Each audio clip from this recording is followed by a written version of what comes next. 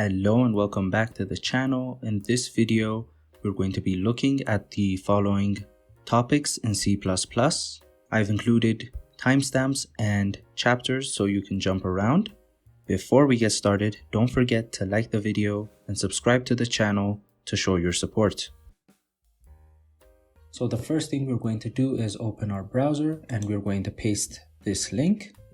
I will be putting this link down in the description below, so all you have to do is copy and paste it.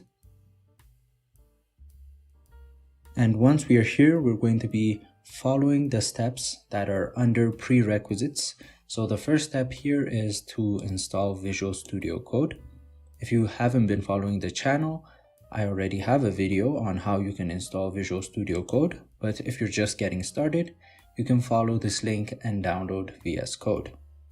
Here we're going to be skipping the second step because we can do this once we've already finished our setup. So we're going to skip step 2. Then we're going to go over to step 3. This is one of the most important steps. Here we're going to go to the MSYS2 website.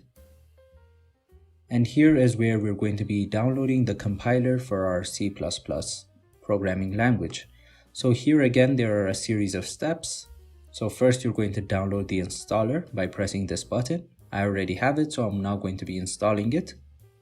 And once you've finished the installation, you're going to come back here and you're going to continue with these steps. Once the installation has finished, you're going to be met with this terminal window. So here you're going to go back to the website and copy this command, the pacman command. Then you're going to go ahead and paste it in the terminal window. And you're going to press enter. Then it's going to show you this display where it asks you to proceed. You can just press Y and press enter. And once all that is done, just to make sure that the compiler worked and the compiler was installed properly, you're going to run gcc -- version, and it should show you the latest version of GCC. And once you're done with those steps, there's one more additional step you have to do, which is going to be adding the compiler to the path file. So in order to do that, we're going to go back to the previous website and we're going to continue following the steps. Once you've done all the commands in the MSYS2 website, you're going to come back here and you have one more pacman command that you have to run, which is this one, which is going to download the toolchain for you. So you copy this command and paste it in the terminal that you get when you finish installing the compiler. Once you've done that, you're going to add the following to the path variable of your Windows. In order to get to the path environment variable, all you have to do is press the Windows button. Then you're going to search for edit environment. Then it should come up that says edit environment variables for your account. Then you're going to open it, and under user variables you're going to press on the path. Then you're going to press on edit. Here I already have the bin file for our MSYS64 folder, so if you don't have this, you're going to press on new. Then you're going to copy and paste this. If you use the default install location, you can copy and paste this directly, and I'm going to put it in the description below. But if you changed the download path, then you're going to put in here the download location. And once you've done that, you can press on OK, then press on OK again, then you're set. Now, once you finish this step, that means you've completely installed the compiler that we're going to be needing for C++. Just to check everything again, you can open CMD and run the following commands. So I'm just going to show you right now. We're going to open CMD. And here, the first thing we're going to check is the GCC compiler. We're going to say GCC space -- version. So it's going to give you the version of GCC you have. We are also going to check for the G++ version, which should also give you the version of G++ you have installed. And if you're not getting any errors here, that means you've correctly installed the compiler. Now we can go to the editor we're going to be using throughout this playlist, which is going to be Visual Studio Code, and we're going to go ahead and open it up. Here we're going to go to Open Folder, and we're going to create a new folder. Let's call it C++ tutorial. Then we're going to we're going to select this folder. And here we're going to go to the top left and press on the new file button. And we're going to name our file hello. Since it's the first program we're going to be writing, we're going to name it hello.cpp. So if you've seen the previous videos, for Python we had .py, for C we had .c, and now for C++ we have cpp. That means C and the P's stand for plus plus. Then we're going to press enter, and here we're going to get our window where we're going to be writing our code. When you first create a .cpp file, it's going to give you a pop-up that's going to tell you to install the recommended extensions. It's going to look like this. That means the one we skipped on step 2. That button is going to come at the bottom right, and you're going to click on install. And once you've done that, you can go back to the file, and we're going to write our first program. So first we're going to put in the template code. You do not need to know what each and every term in the code we're going to write means. So if you've already followed the C playlist, then you might know what some of them mean. So we're going to put in our template code, which is going to be #include iostream. Then we're going to have int main. Then we're going to have curly braces, and in here is where we're going to be writing our code for today. So the code we're going to be writing is a program that prints out hello world to the terminal. So how do you do that? In Python, you'd use the print function, and in C, you'd use the printf function. Here in C++, we're going to be using the std followed by : and cout, which just means output. Then we're going to have 2 less than signs. Then here we're going to put in the string we want to print out. In this case, we want to print out hello world. Then every line in C++, as in it was in C, we're going to have to put a semicolon at the end of each line. Once we've done that, we're going to save our file. And at the top, we're going to go to terminal, and we're going to press on new terminal. Here is where we're going to be running our code. To run our code, we're going to be using the G++ compiler. So we have to type in G++ followed by the name of our file, which in this case is hello.cpp. Then we press enter. As you can see, nothing has happened. That is good. That means we have not encountered any errors. But if you look to the left, you see that there is a new file created called a.exe. So in order to run that file, we're going to use / followed by the name of that file, which is a. Then we're going to press enter. As you can see, our program prints out hello, world. So this is a very simple C++ program. And in the coming videos, we're going to be looking at the different sections of the code we just wrote, and you'll know the definitions of every line. For now, all you need to know is in order to print out an output, you use the std followed by : cout function. First, we're going to go ahead and create a new file. We're going to call it variables.cpp. And in here, we're going to discuss what variables are. Variables are used to store different values. These values can be strings, characters, numbers, or Boolean values. So these are different data types. So we can store them in a variable. In C++, there are 4 basic data types, and those are ints, which are used for integers. Then we have double, which is used for decimal numbers. Then we have char, which is used for a single character. And we also have string, which is used for a sequence of characters. And finally, we have bool, which is used to represent true or false. So these are the different data types in C++. And to create a variable, the format is as follows. So the format is, first you're going to have the data type of the variable, followed by the name of the variable. Then you're going to have an equals to sign. Here the equals to sign is not the one you're used to in maths. Here we're going to use the equal to sign to assign a value to a variable. So we're going to have equals, then we're going to have the value we want to store in this variable. I don't believe we've covered comments in C++. So these are comments in C++, which means they won't be executed with the code. To write a comment, all you have to do is have 2 forward slashes, then you can write your comment. Now that we know the format, we're going to write our template code, which is #include iostream. Then we're going to have our main function, and inside our main function we're going to create different variables. The first we're going to create is an integer variable. So let's say int, because the data type is integer. Then we're going to name it age.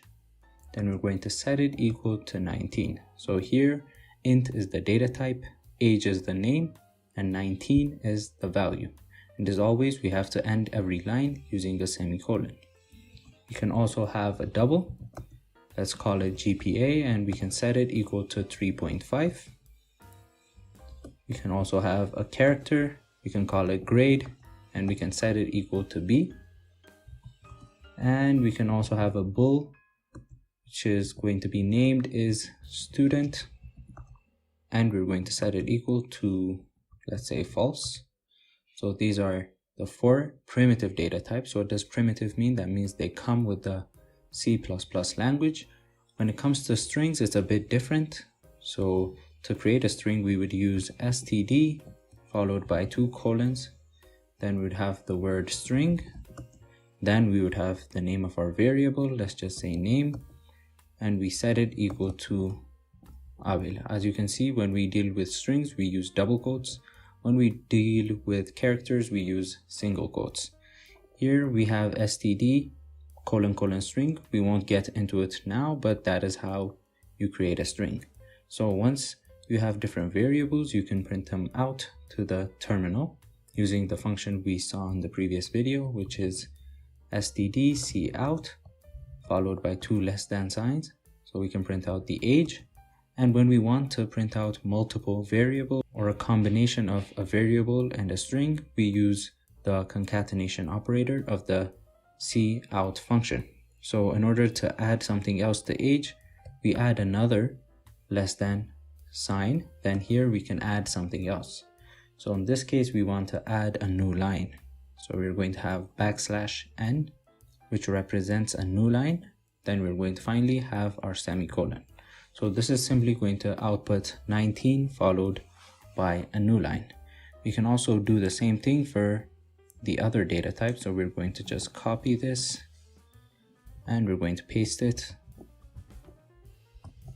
And we are going to change what is inside. We are going to change this to GPA, and this to grade, and this to is student, and the final one to name.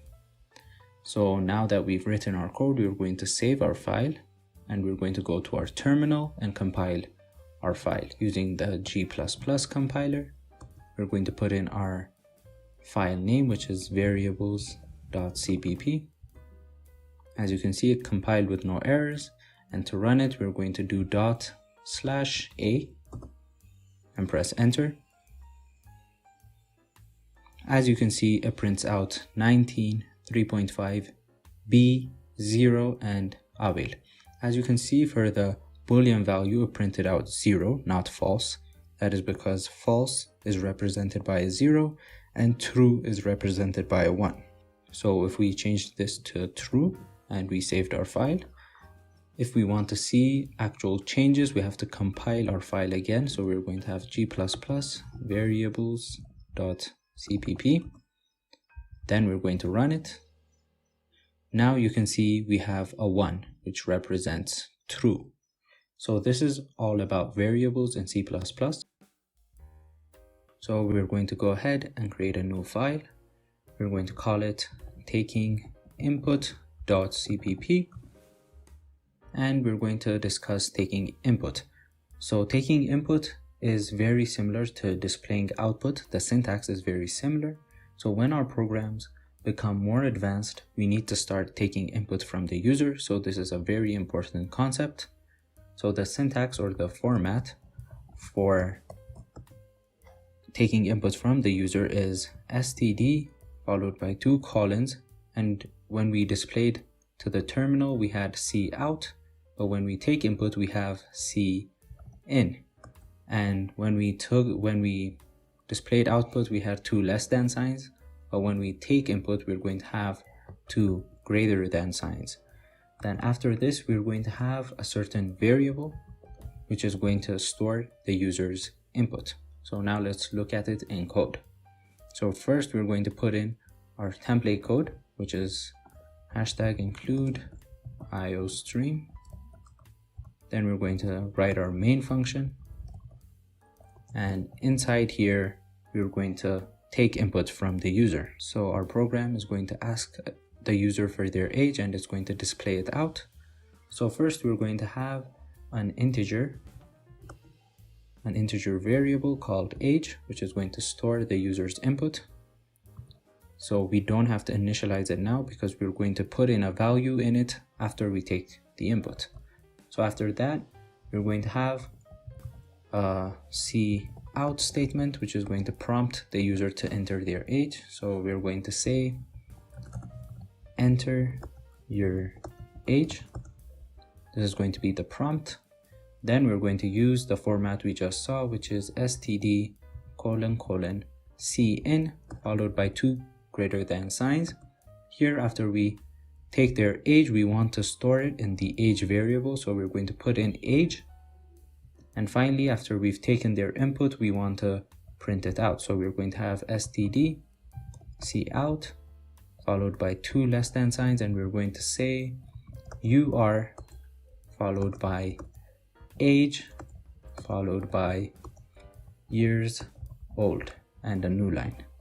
So as we saw in the previous video, you can concatenate multiple things together, put them together using multiple less than signs.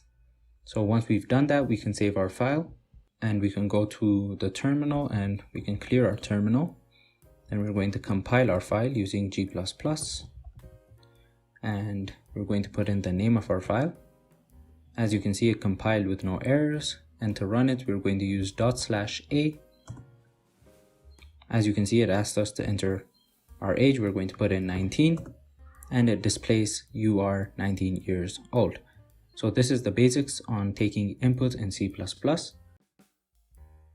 So when we want to make decisions in our code, we use if statements. So what does that mean? So if some condition is true, we want to do something. And if some condition is not true, we want to do something else. So we're going to create our file and we're going to call it if statements.cpp. Then here we're going to put in the format of an if statement. So to create an if statement, we're going to have if followed by the condition. Then we're going to have a certain piece of code. Then we can also have an optional else statement, and we're going to have a certain piece of code in there. So how does this work?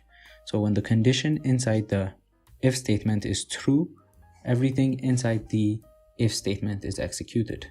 And if the condition is not true, then everything inside the else statement is executed.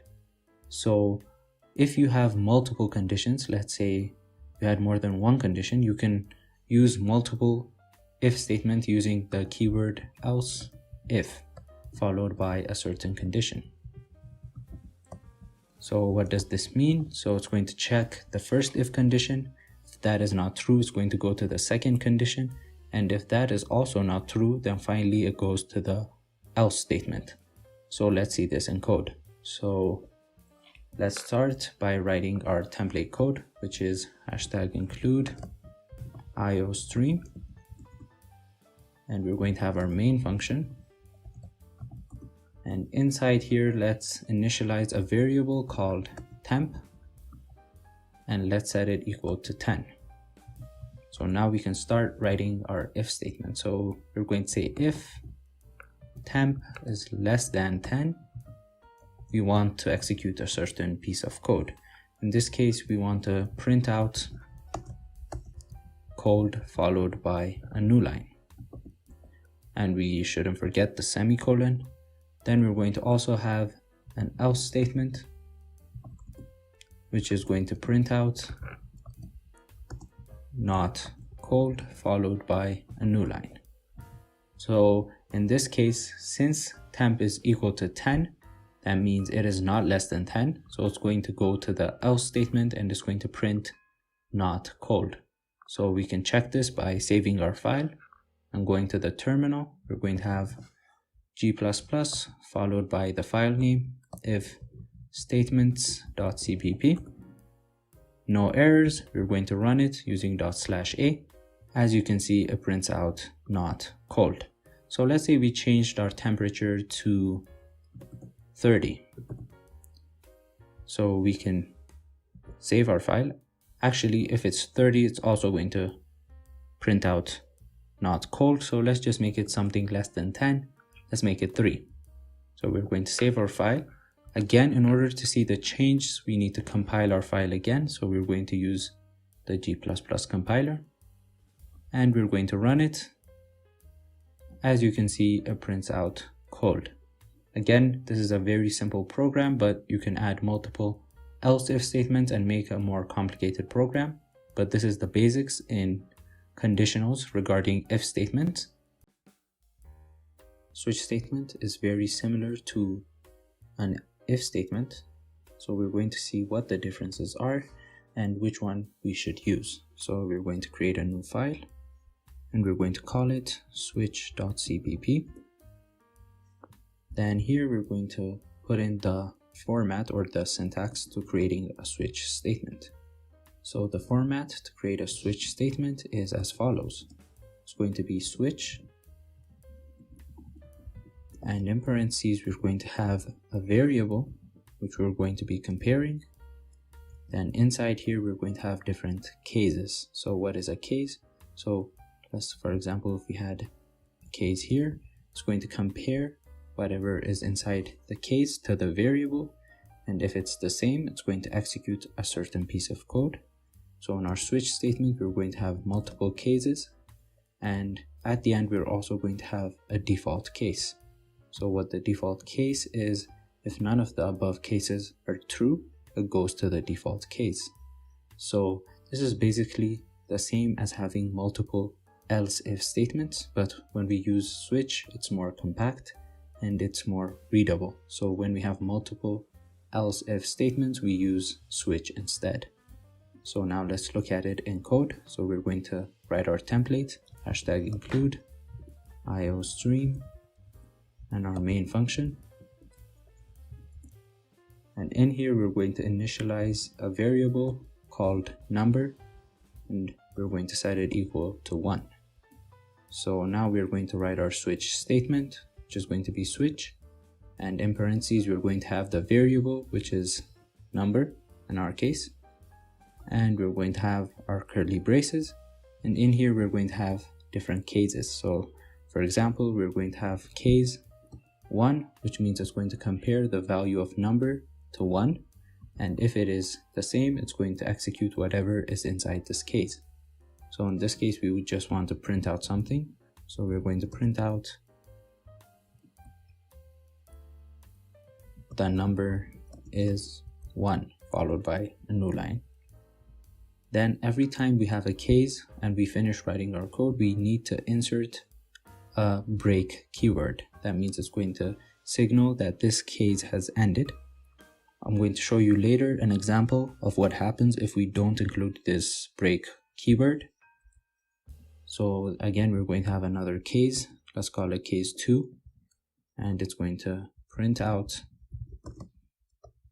the number is 2 followed by a new line.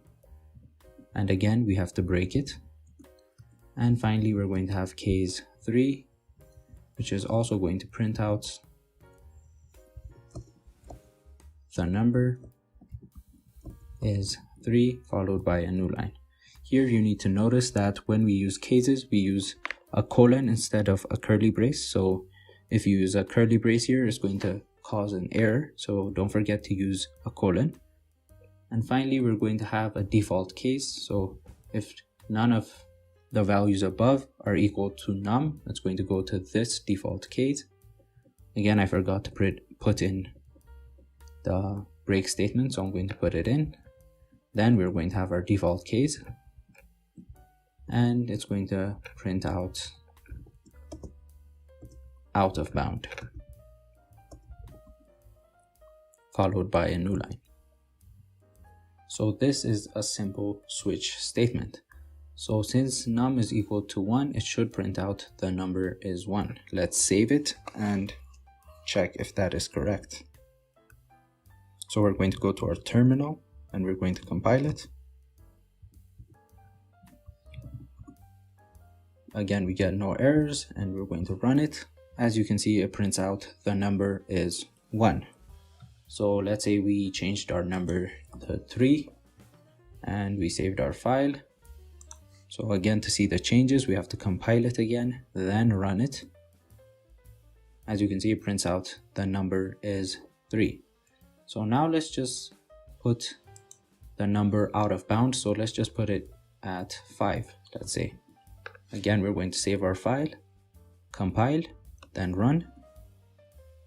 It prints out of bound. Now let me show you what happens if you forget to put in the break statement. So for example, let's just remove the break statement from case 1.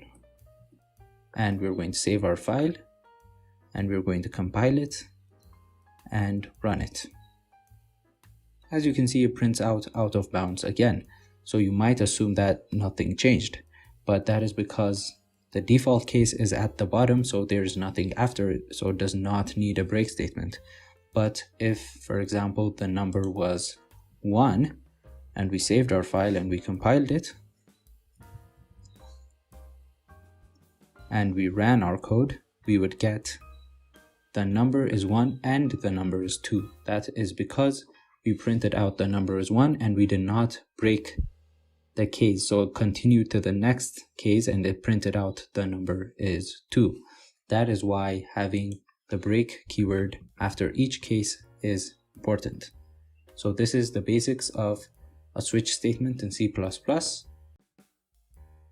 So first, let's just create a new file called logicaloperators.cpp.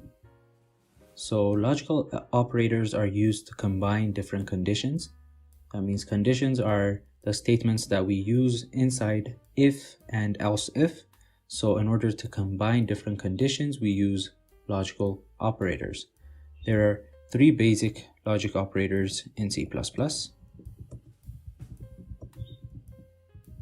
And these are the AND operator, which is represented by 2 asterisk signs. There's also the OR operator, which is represented by 2 straight lines. And we have an exclamation mark, which represents opposite or the NOT operator. So we're going to see how each of these work inside our code example. So we're going to put in our template code first, which is #include iostream. Then we're going to have our main function. And inside here, we're going to have 2 variables. We're going to declare 2 variables. Let's just call them A and B. So we're going to initialize A to 2. And we're going to initialize B to 4. And now we're going to have an if statement and we're going to use logical operators. So let's say A is equals to 2. So I believe this is the first time we're using the double equals to sign. It's used to compare 2 different numbers or 2 different values. So it's comparing the value of A to the number 2. And we're going to have the AND logical operator. And we're also gonna have another condition, which is B is equals to 4. And in here, we just want to print out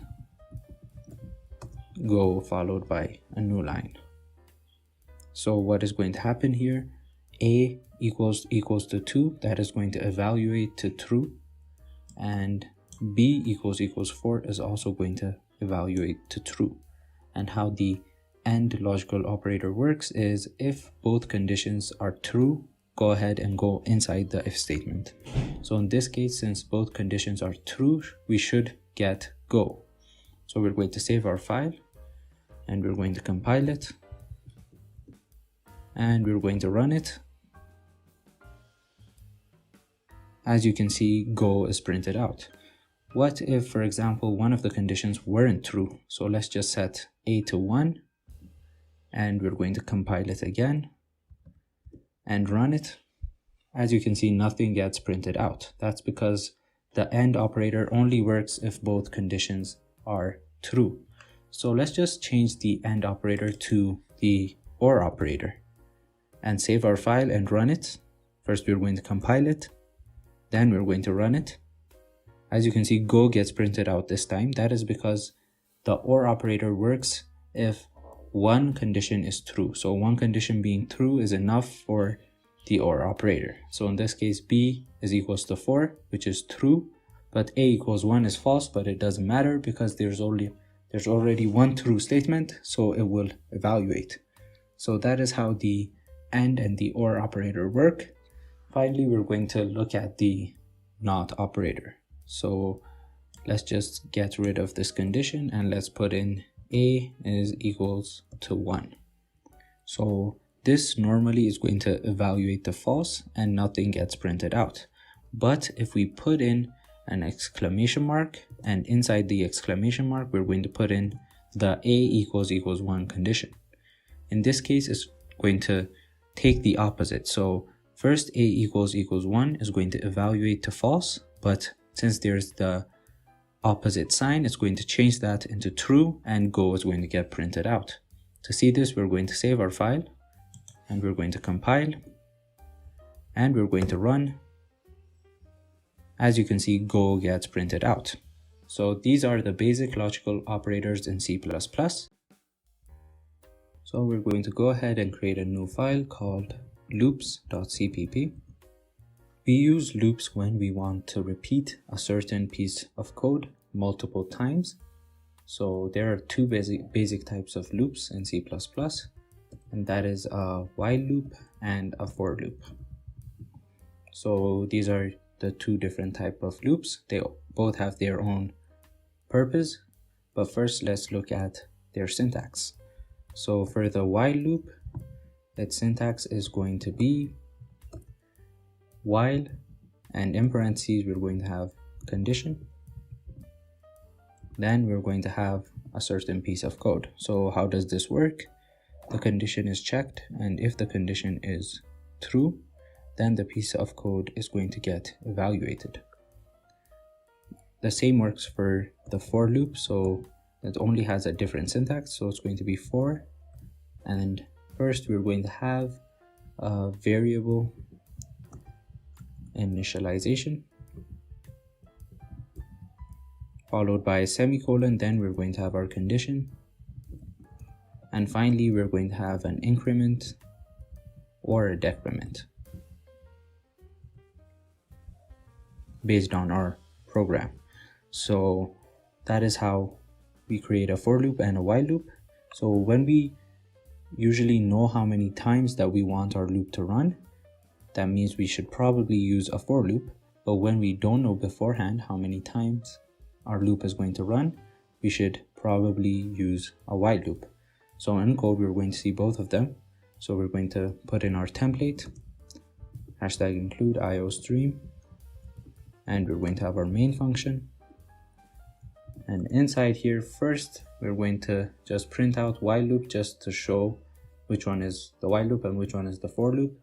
We're going to print out while loop followed by 2 new line characters just for readability purposes. And now we're going to have our while loop. Before we start our while loop, we need to initialize a certain variable. Let's just call it a, and we're going to set it equal to 0. And our while condition is going to be while a is less than or equals to 5, we want this piece of code to execute. In this case, we just want to print out the value of a each in a new line. So it's going to be std cout, and we want to print out a followed by a new line. If we just ran it as it is now, it would go infinitely. That is because a is always going to be 0, which is always going to be less than or equals to 5. So when we're using while loops, we need to increment our condition variable. So we need to increment a by 1 each time. So a++ is a special syntax that is going to increment our variable by 1.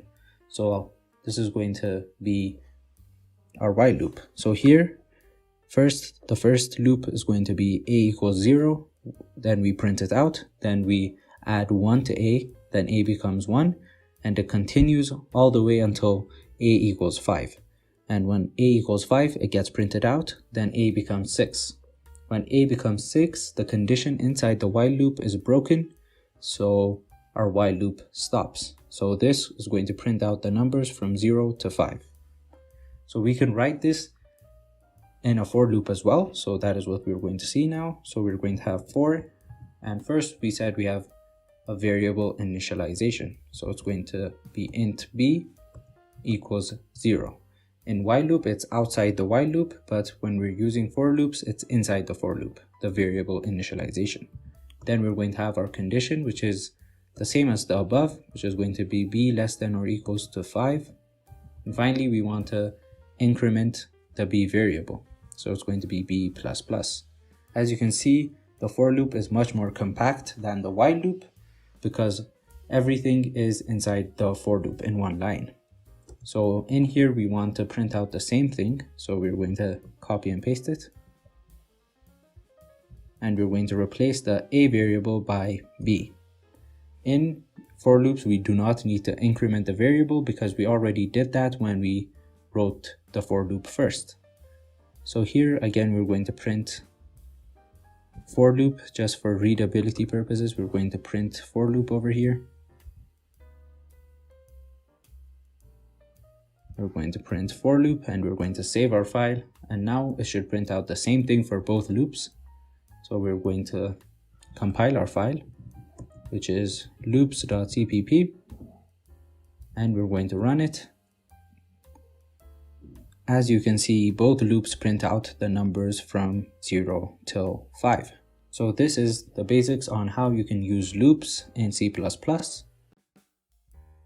If you're familiar with other programming languages, vectors are like lists or arrays. So lists are basically containers that store a number of values. So they're variables that store more than one value. So in order to use vectors in C++, we're going to have to add an additional #include statement to our template code, which we are going to see right now. So we're going to create a new file, call it vectors.cpp. And as I said, we're going to use a new statement here. But before that, we're going to look at the format to creating a vector. So the format is std : vector followed by the data type. That means what type of data this vector or this list is going to be storing. Then we're going to have the name, and finally we're going to have an equal sign, and we're going to have the different elements inside the list. So in order to list out the elements, we're going to be using curly braces. So this is the format to creating a vector. Now we're going to put in our template code as usual. So we're going to have a #include iostream. Now we're going to have a new #include statement, which is going to be #include vector. Then we're going to have our main function. And in here, we're going to be creating our first list. So we're going to have a simple list. So we're going to have std followed by vector, and it's going to store numbers. So it's going to be of type int, and we're just going to call it numbers. And we're going to set it equal to, using curly braces, we're going to give it the values 1, 2, and 3. Each value should be separated by a comma.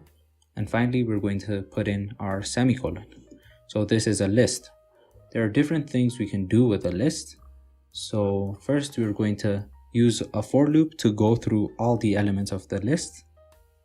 And in order to do that, first we need to see how we can access different elements inside the list. So lists are indexed starting from 0. What does that mean? That means 1 is located at index 0, 2 is located at index 1, and 3 is located at index 2. So we're going to be accessing each value using their respective index. So for example, if we wanted to access the number 2, we would have numbers, and we're going to use square brackets to access an element. Then inside the square brackets, we're going to put in the index. As I said, the number 2 is at index 1. So this is the second element of our list. We can print it out and see using cout. So we can save our file and we can run it. But before we save our file, we can just add a new line character here for more readability.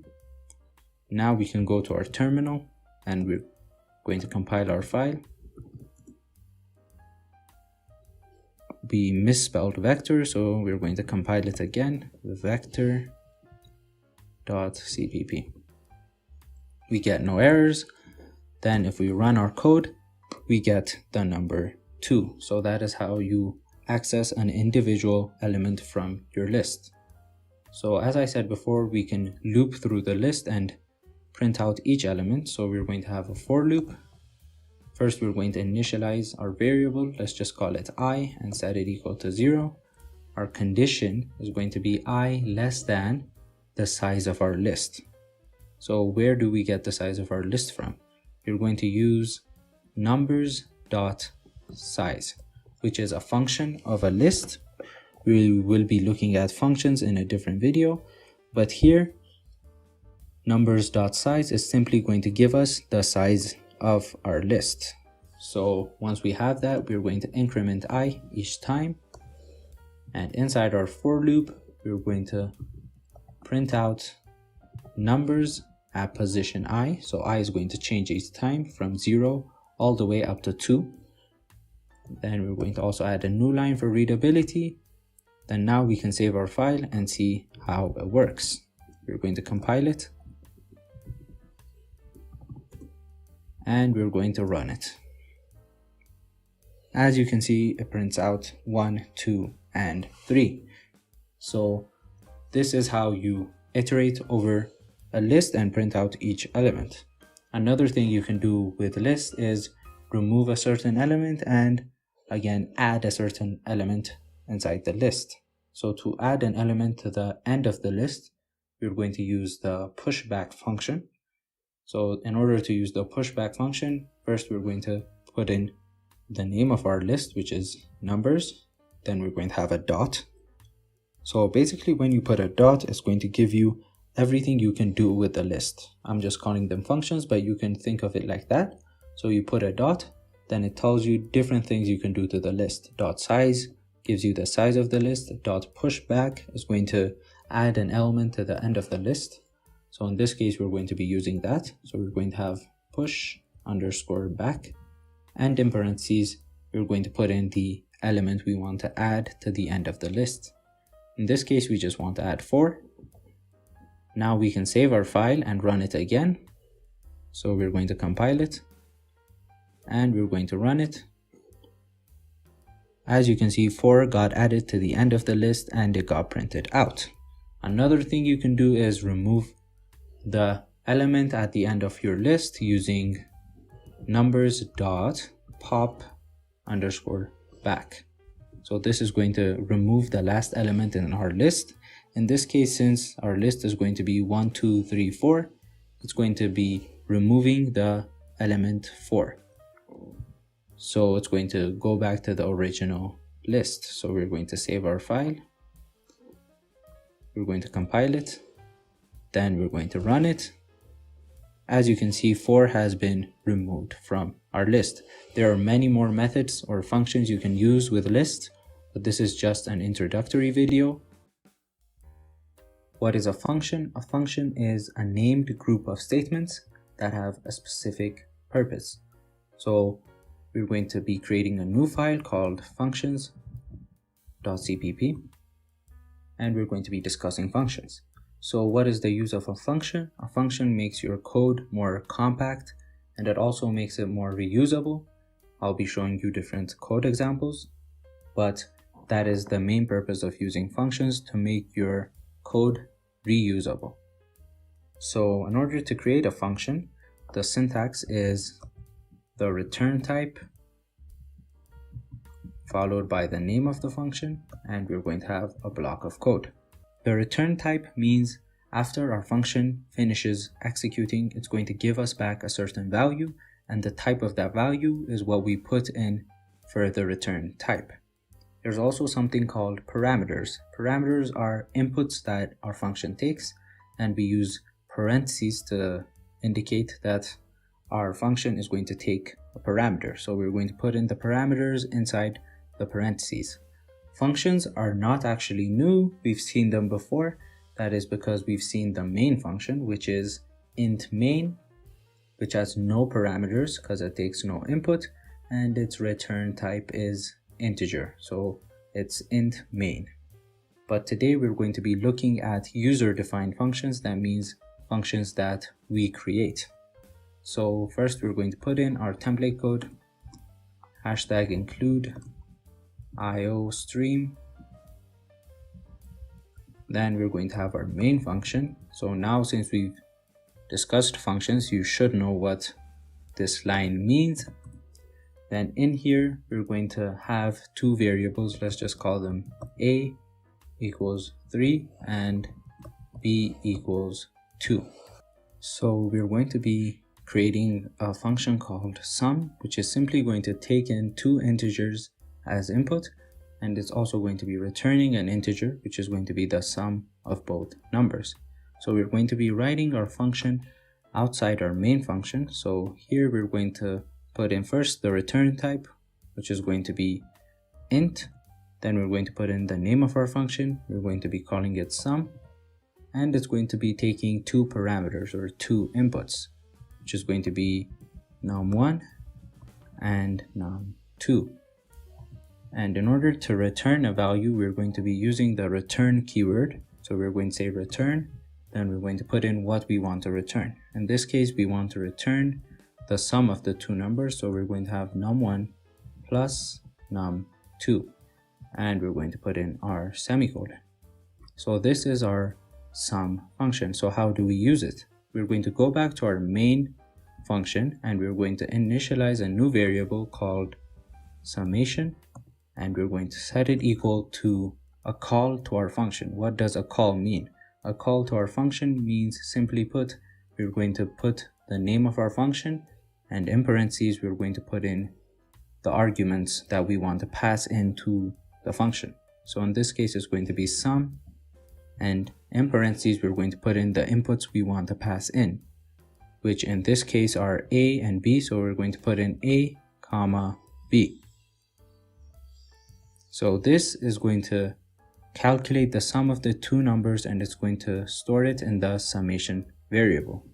We can see this by printing it out using cout, followed by the sum is, then we're going to have summation, and finally we're going to have a new line character.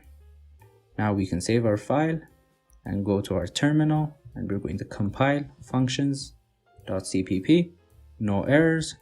We're going to run it. As you can see, it prints out the sum is 5. So this is a very simple function, but functions can get complicated, but this is just the basics. We're going to go ahead and create a new file called classes.cpp. And the main difference when it comes to the C programming language and the C++ programming language is that C++ supports object-oriented programming. What does that mean? That means we can use classes and objects. to better understand classes and objects, we're going to be using an analogy. So let's say, for example, we had a car manufacturing company. So before we build the car, we're going to have our blueprint. So this blueprint to build the car is going to be our class. So this blueprint is going to be used to build different type of cars with different type of colors. Then when it comes to the actual cars that we build, those cars are equivalent to objects. So this is a simple analogy. So blueprints is the same as a class. So a class is a blueprint to build different objects in our code. So in order to create a class, we are going to follow the following format. So we're going to have the keyword class followed by the name of our class. Then we're going to have a block of code. In order to create an object, we're going to have the class name followed by the name of the object. So now we're going to see it in code. So we're going to have our template, which is #include IOStream. Then we're going to have our main function. And inside our main function, we're going to create an object. But before we create the object, outside our main function, that is where we're going to be defining our class. So we're going to have class, and we're going to be creating a city class. So it's going to be representing a city. Then we're going to have our curly braces, and in here we're going to put in the different attributes of a city and maybe some functions that a city does or that goes with our city class. So our city is going to have two attributes. It's going to have a name and it's going to have population. So let's put that in. The name is going to be a string and we're going to call it name. And we're also going to have an integer for the population. So these are the two attributes of our city class. Now we're going to be looking at a new word, which is public. So in here, we're going to put in different functions we want to use with the city class. So I'm going to be explaining what the public word is and what it uses after we write the different functions.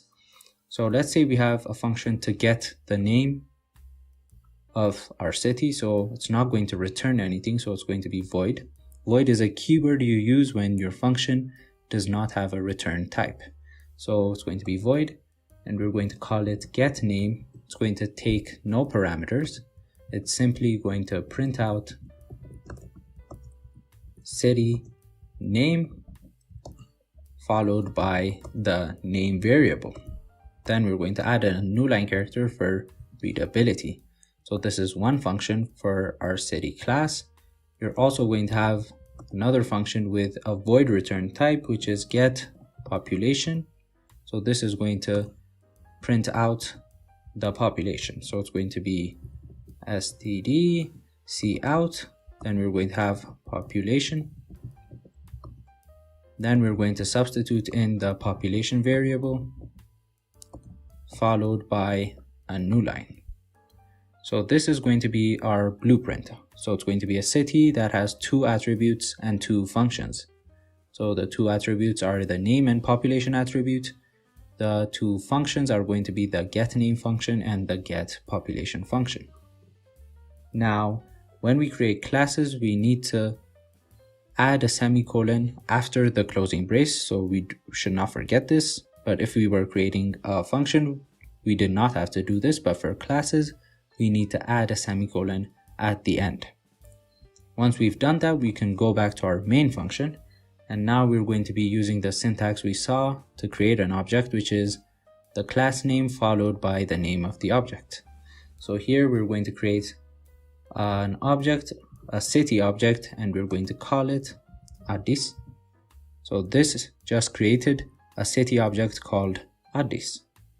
Now let's say we wanted to set the name to Addis Ababa. So we would do Addis dot, then we would access the name variable and we would set it to a name that we want. But as you can see, when we put dot, we only see get name and get population. That is because the two attributes are not in the public keyword. That means they're private and we cannot access them outside the class. Other times you would create another function called setName and setPopulation, and you'd use those functions inside the city class in order to set the name and population. But for now, just to make things simple and to explain the public keyword, we're going to cut our two attributes and we're going to place them inside public. So once we place them inside public, if we go back to the addis object and we put a dot, as you can see, now we can access name and population.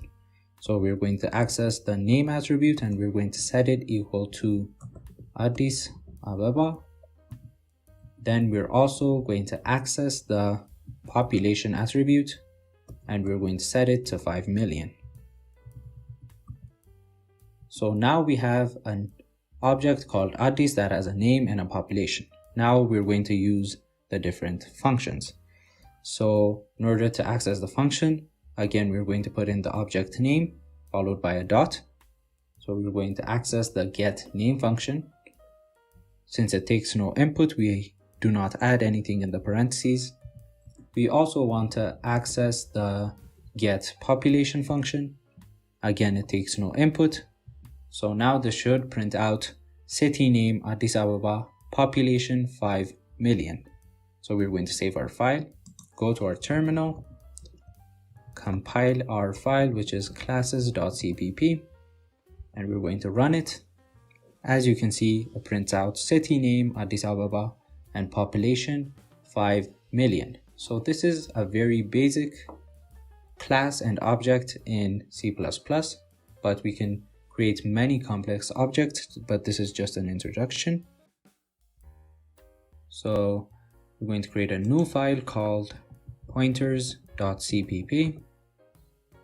Now pointers are a special type of variable that are used to store an address of another variable.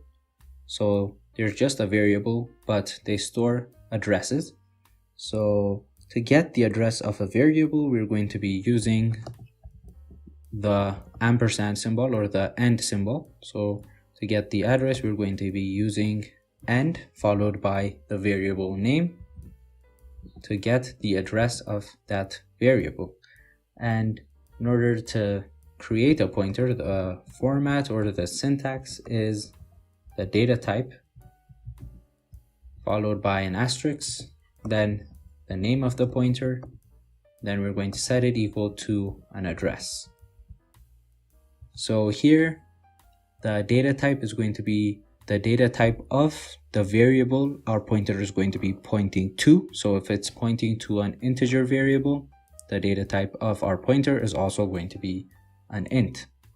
We can use this pointer to change the actual value of our variable, which is called dereferencing, which we'll be seeing inside the code. So first we're going to be putting in our template, #include iostream, and we're going to have our main function.